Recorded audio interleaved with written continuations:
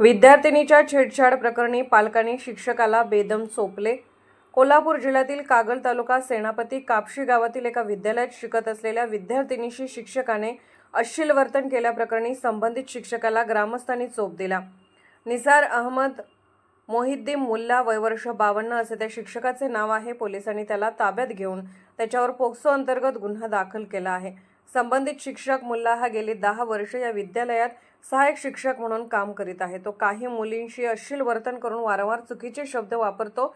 याबद्दल पालकांनी आणि ग्रामस्थांनी मुख्याध्यापकांना सांगितले होते, तरीही त्यांच्यावर कारवाई झाली नव्हती। आज झालेल्या घटनेमुळे ग्रामस्थ आक्रमक होऊन विद्यालय प्रशासनाला धारेवर धरले। त्याला बडतर्फ केल्यानंतर जमाव शांत झाला। ही घटना मुंबई येथे अधिवेशनात असलेले वैद्यकीय शिक्षण मंत्री हसन मुश्रीफ यांना देण्यात आली। त्यांनी पोलिसांशी संपर्क साधून संबंधित शिक्षकावर कारवाई करण्याचे आदेश दिले।